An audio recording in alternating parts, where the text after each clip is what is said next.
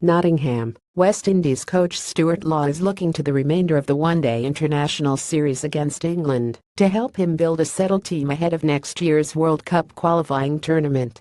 Defeat in the first ODI at Old Trafford Tuesday ended West Indies' hopes of gaining direct entry to the 2019 World Cup in Britain. Instead, the two-time champion will now have to come through a qualifying tournament set to take place in Zimbabwe early next year if it is to secure a spot in the business end of the Showpiece 50 over event. West Indies reached the first three World Cup finals, all staged in England, winning the inaugural edition in 1975 and repeating that achievement in 1979, before suffering a shock defeat by India at Lord's in the climax of the 1983 edition. But this year saw the Caribbean side fail to qualify for the Elite Champions Trophy one-day tournament as it was outside the world's top 8 50-over teams. So it was no surprise when West Indies missed out on an automatic place at the World Cup.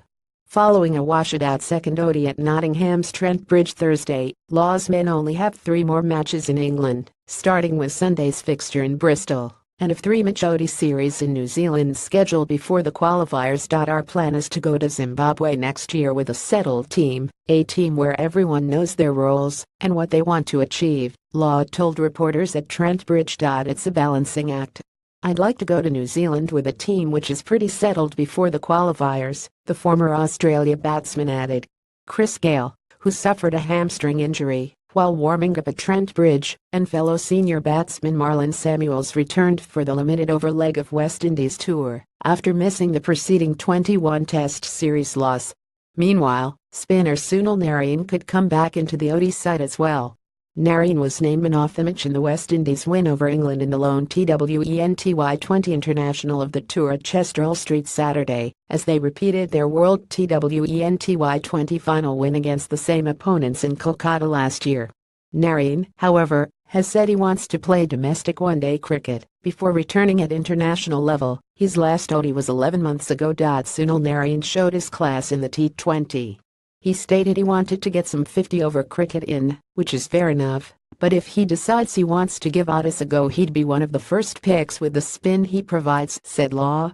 West Indies could also soon be welcoming back Andre Russell, with a biting all-rounder due to complete a 1-year ban for missed drugs tests on January 31, 2018. Most people would be excited to have a guy like Andre Russell champing at the bit to play international cricket, Law said. But Law is aware of the need to steer a path between recalling star names and backing the current squad. It's a balancing act, because what some players bring is extraordinary and you don't want to nullify that effect, he said. Law added, we've still got some selectorial conversations to have to understand if we have the best players to take this team forward. This group, I feel, has a lot of good, that's why they are here. AFP previous page next page.